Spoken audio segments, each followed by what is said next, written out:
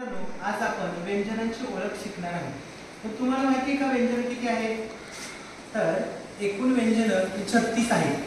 तर त्या सर्व व्यंजनांची आपण आज ओळख करून घेणार आहोत. त्यासाठी पहिल्यांदा मी एक एक व्यंजन बोलणार आहे. तर प्रत्येकाने ते माझ्या पाठीमागे बोलायचं आहे. चालेल? मोठ्याने बोलायचं चालेल का? हो. चला तर क